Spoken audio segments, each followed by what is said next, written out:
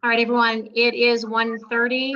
We're going to get started here real quickly again to remind everyone. I see a few people have just joined late. Please mute your microphone, please. Keep your cameras off. If you have any questions, leave them in the chat feature. The mayor and the chief will speak first, and then we will open it up to questions. Again, once everyone mutes their microphone, we will get started. We have one more person that needs to mute here. Let me see if I can go in and do it. Give me 1 second here, Mayor, before we get started. Okay.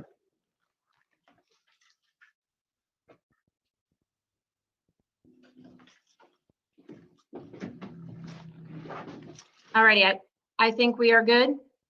Mayor, if you want to go ahead and begin. Okay, thank you. We are sad and disheartened to report that another teenager has been shot and killed in our city overnight. The circumstances around this are still coming in at this point, and a lot of misinformation has circulated this morning. I extend my heartfelt sympathies to his family and loved ones. The bottom line, our city must be safe for everyone, and this gun violence cannot persist. We've been working on a lot of violence prevention and interruption ideas across the city, and we can answer more about that in a few minutes. But first, I want to let Chief Thomas share what KPD has been working on all night to piece together the details. And I want to get right to Chief Thomas for an update on the investigation. Chief. Thank you, Mayor, and thank you all for meeting with us today under these difficult circumstances. I want to start by going over the details regarding last night's shooting that resulted in the death of a 15-year-old male. I also want to reiterate that this is a very fluid situation and that these are preliminary details which are subject to change following further investigative efforts. At around 11:22 p.m. last night, KPD officers were advised that a juvenile male gunshot victim had arrived at the UT Medical Center via a personal vehicle. The victim was driven there by a female citizen who stated that she saw the victim on Cherokee Trail, picked him up, and drove him to the hospital. The victim was in surgery when investigators attempted to speak with him and were unable to ascertain any details. Early this morning, at around 5:45 a.m., officers were advised that the victim had been pronounced deceased as a result of his injuries. At this stage, it is unknown exactly where or when the victim was shot. Investigators have received conflicting information, and there were several shots fired calls last night. Needless to say, we are still working to determine those details. We've received several questions regarding a shots fired incident that occurred last night at the 811 East downtown apartment complex located at 811 Evolve Way. This occurred at around 10:45 p.m. last night. Officers did respond to a shots fired call at that location and were able to locate evidence of a shooting. However, no gunshot victims were located on that scene, and it is unknown if that was related to our current investigation at this time. Some details have been reported regarding the victim. Though we are not releasing the victim's name at this time, we can confirm that he was a 15-year-old male. The victim was a registered student at Austin East Magnet High School, but had not attended since September of 2020. The victim was in state's custody and was reported as a runaway from a youth impact center in Knoxville, Tennessee in late October 2020. The victim had not been seen since, despite repeated efforts to locate him, and was still listed as a runaway at the time of this event. Again, I want to reiterate that this remains a very active and fluid investigation. And unfortunately, there is little that we can answer at this point. We are still working to piece this together. Again, at this time, investigators are continuing to look for any and all evidence and possible witnesses. We ask that anyone with information, please contact us through the available avenues. You can call the KPD Crime and Drug Hotline at 865-215-7212 or email violentcrimes@knoxvilletn.gov. or even call the Violent Crimes Unit tip line at 865-410-0839. Anyone wishing to submit tips anonymously can do so. Unfortunately, that's all I have at this time. All right, Chief and Mayor, thank you. We'll get right into questions. The first question, will KPD increase its patrolling presence around Austin East in response to this latest death? And if yes, for how long? We are right now, we have increased our patrols. We have no more capacity to do any more. We're doing everything at this point that we are able to. We will continue these patrols as long as we can, but we are, working overtime to continue this effort. And we hope at some point to get a viable tip or have someone from the community step up and give us some information that will help us in these crimes. The next question is, Gillette was last at Austin East in September of 2020. How does the city KPD work with KCS to address students who do not show up for class? That's more of a school question, so I'd have to defer to Knox County Schools. Our SROs, if we have information that a student has been seen outside the school and we know where they are, we will try and put that out and have officers pick them up. But this was a situation where DCS was involved already, so I don't have any particulars on this specific situation. All right, the next question is from Brian Hornback. Is it possible, and if so, has it been considered to impose an overnight curfew in the area of Austin East of East Knoxville? We've not considered it. I don't think that's anything we would consider. We haven't determined a crime scene for this latest victim, but I don't see where that would help the situation. I can defer that to the mayor because you would have to. Yeah, I'm not considering that. There's no indication that this latest incident happened anywhere near any school. Also, unfortunately, some of our violent crimes are happening at all hours of the day. Sometimes they're at night, sometimes they're in the afternoon. So a curfew is not a tool that we're considering at this time. All right, the next question is from John North. Can you discuss the circumstances of the shooting, Chief, where and when it occurred? I believe you've kind of already answered that, but just to reiterate that again.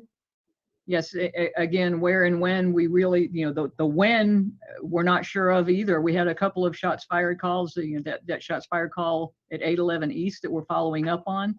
If anybody else has any other further information, maybe they heard some shots and didn't call it in. If they would please call one of those numbers or our email, we would appreciate that information. Chief, also from John North, who drove the victim to the hospital? Have you talked with that person, and what did that person say? So I gave you all the information we have. It was a female, and yes, the officers did talk to her, and that's all we can release at this time. All right, the next question is from B. Crocker. I believe that this is Brittany from KnoxNews. If so, can you make sure you identify yourself in the upcoming questions? The question is, has there been an increase in the reward offered in the two most recent shootings before this one, Chief? No, the reward that has been offered was offered through the FBI, through some of their community funds that they have available. So at this point, no, it has not been increased at this time. I would just like to add that we are working to stand up this Crime Stoppers, which is a separate 501c3 that has been very successful at offering rewards. City Council approved funding for that. We're working to get it set up, and then that will enable us to raise funds for rewards for crimes in Knoxville in general and for these ones specifically. But it's not there yet, but we're working on making that happen as soon as possible. All right, Mayor, thank you. The next question is from John North again. What was the condition of the young man when he got to the hospital, Chief? Was he conscious? Again, he had already been taken into surgery by the time, when we got there, so we weren't able to talk with him. I don't know. Also, a follow-up question. He was reported missing from Crossville in October. Can you explain why and what was his living situation? Again, I think you've answered this, Chief, but just to reiterate it again. So he was in DCS custody at that point, and it was DCS who did report him missing. We had received information of several different addresses in the meantime since that October date that we had checked on, but we're never able to make contact with him. All right, Chief Brian Hornback has asked if you could repeat the email and phone number for tips. And Brian, we will also put this out on social media this afternoon on some of the city and KPD social media accounts. But if you could repeat that again, Chief, please. Yes, most certainly. The KPD Crime and Drug Hotline, which is an unrecorded and 24/7 answered hotline by a real person, is area code 865-215-7212. The other hotline is a violent crimes tip line, and it is 865-410-0839. And then we have an email as well, violentcrimes with an S, violentcrimes at knoxvilletn.gov. Another follow-up, Chief, I'm sorry, I feel like you've answered this one as well, but just because I think these questions were coming in so quickly, just to make sure it's asked, was it a stranger that brought the victim to the hospital? As far as we know, we don't have any further details on that, but yes, as far as we know. The next question is from John North. If you know, is there any relationship between the 15-year-old teen with the shooting victims, Stanley Freeman Jr. and Janaria Muhammad? We don't have any indication that any are related at this point. Austin from WATE wants to know, is there any indication these victims may have known each other in some capacity? That I don't know. I don't know. All righty, and John North just asked the same question, so I'm going to move on again to the next one. Austin from WATE, you just said that you do not have the capacity to step up patrols in that area. Why not? Is this a lack of resources? So what we have done is we have increased mandatory overtime for our officers so that we can have more patrol vehicles on the street, more patrol officers on the street in that particular area. Not even just that particular area, but during certain times of day.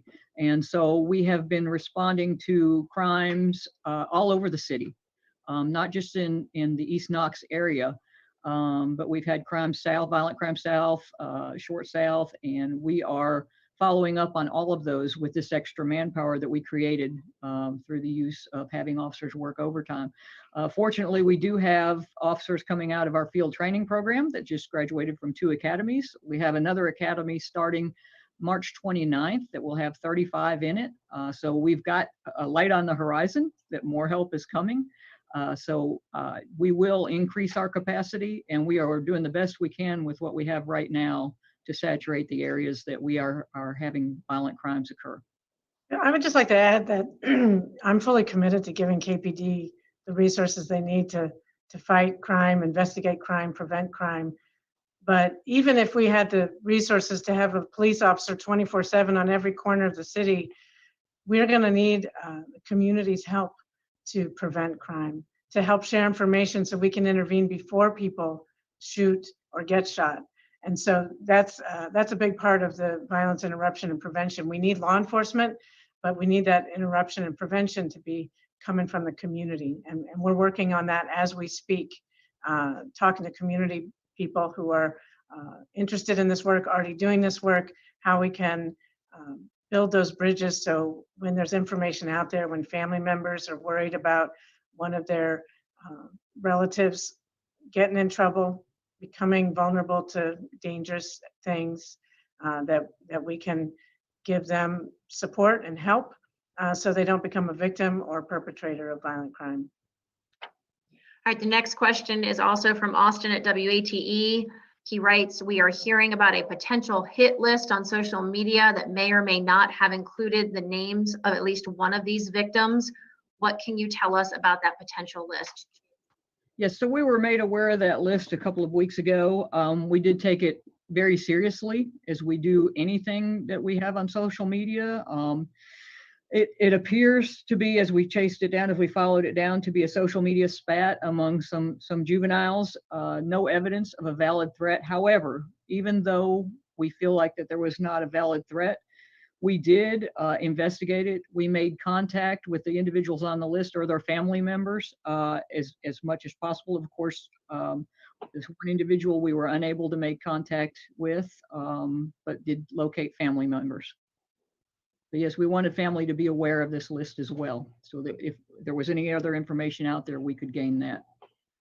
All right, Chief, thank you. John North wants to know, has the social media tip line targeted at teens gotten any tips that matter? That social media tip line from the FBI. So yes, or I should say no, we've not received any tips of substance since the FBI reward and tip line was announced. None.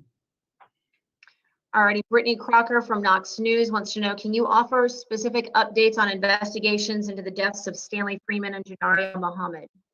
Unfortunately, I have nothing further on those investigations at this time. All right, John North says, any chance this shooting or others are gang related? And can you address your thoughts about gang violence today in the city? Chief, let's start with you.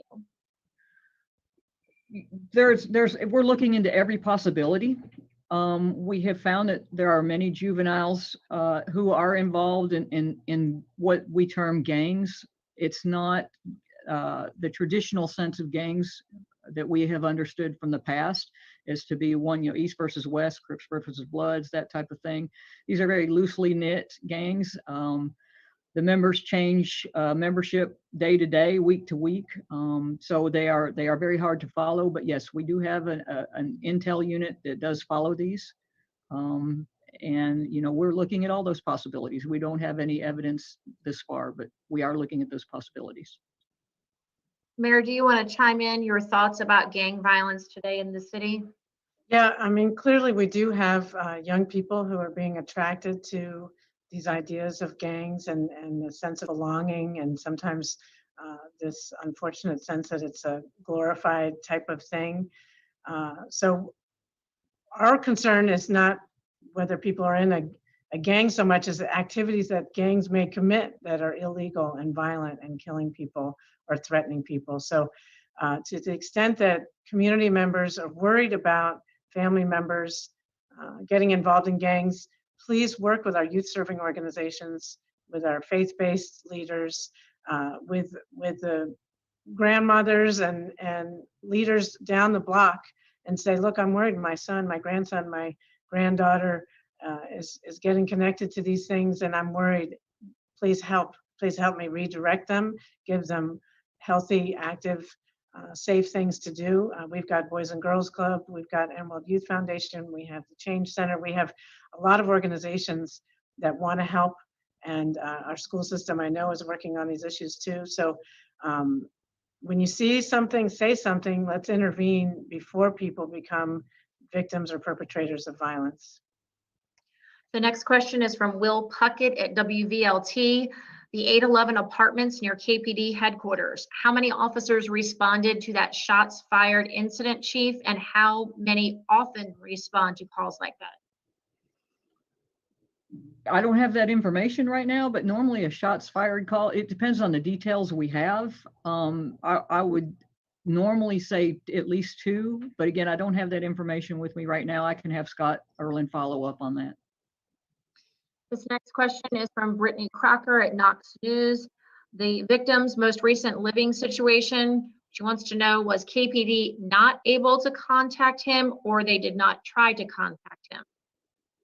No, we were not able to contact him. We have tried, we have put out bolos to all our patrol officers. Unfortunately, as a juvenile, we can't spread those to the media. But we had several, as I had stated before, we became aware through intelligence of different addresses where he may have been staying at different times, and we did check those. And we were never able to catch up with him. The next question is from Scott Barker at the Compass. This is for the Chief. How many times was last night's victim shot? And do you have any information on a weapon? I don't have either. Those questions, I don't have information on either of those. Sorry. The next question is from John North, again to the Chief. You mentioned the victim had been spotted in the Cherokee Trail area. Had there been any shots fired calls in that area last night? Yeah, in the Cherokee Trail area, not that we're aware of. Again, if there is anybody out there who heard something that they did not report, please let us know so we can follow up. As I said, sometimes people hear things and they just don't report it. So you can report it anonymously. Please let us know. But no, we had no reports last night as of yet in the Cherokee Trail area. Austin from WATE wants to ask again, what are the locations or addresses of the other shots fired calls last night?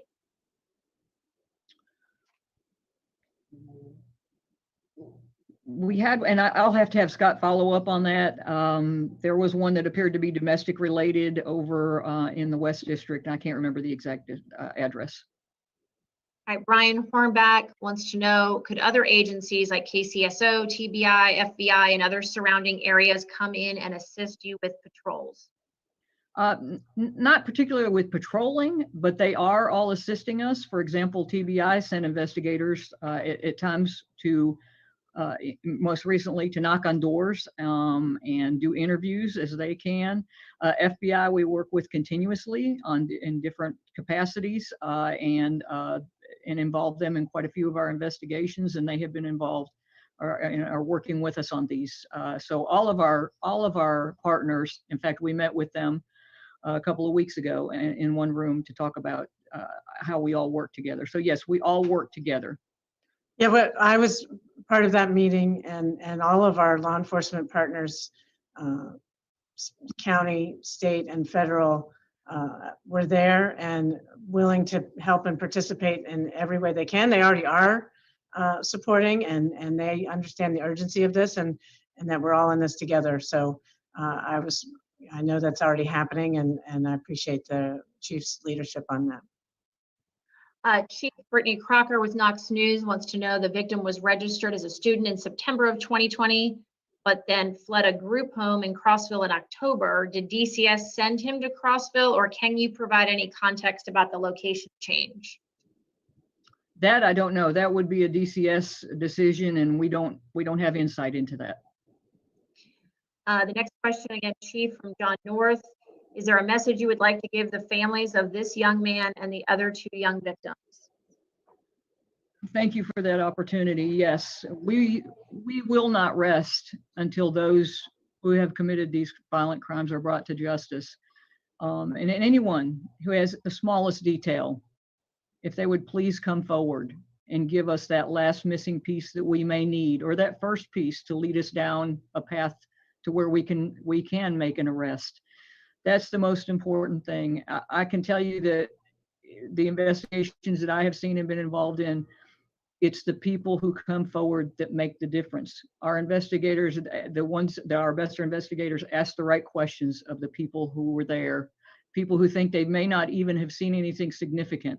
And we glean information from that leads us forward. So please, families, we are working and doing the best we can, but any information you have, or if anyone's reached out to you and said they had seen or heard something, please let us know. That may lead us in the direction to make an arrest and bring those responsible to justice.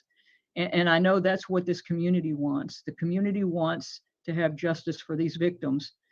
And if you can help us with that in any way at all, we welcome that. Mayor, do you have a message for these families as well? I know you've been talking to a lot of them behind the scenes as well. Yeah, I spoke to a family member of Stanley Freeman today and a family member of the victim of the homicide last night. I spoke to today. I send them my heartfelt condolences. I also say we are working on this. This is not your fault, and this is not your fight. And I welcome their messages that they are working to keep the peace. That's where we stop the violence and stop the retaliation. So we need to make sure that we share information with law enforcement when we know information about homicides and violence that has already happened, but work with our community leaders when you're worried about someone about to commit an act of violence or be subject to an act of violence, so we can prevent it in the first place. That's something that KPD can't do alone. But we do need your help in investigating these crimes. And I had the opportunity to go walk in the neighborhood out at 5 Points and out in Lonsdale with neighborhood leaders, with the youth service organizations out there. I asked them how things were going, and they were worried about the shootings. They said they were really glad to have a greater police presence out there and that they feel safer. So that's good, but we need to keep it up and we need to address these crimes and prevent any future ones. So my promise is to the families of these victims is we're working very hard to prevent future violence and to investigate and bring to justice the people who have committed these crimes. All right, this next question is from Will Puckett at WVLT. Again, this is back to the chief, and a question that's been asked already, but there's a little bit extra to it. It says, is there any belief these are connected in some way? Are they gang related? We're hearing rumors that there is a quote unquote music rivalry leading to these shootings.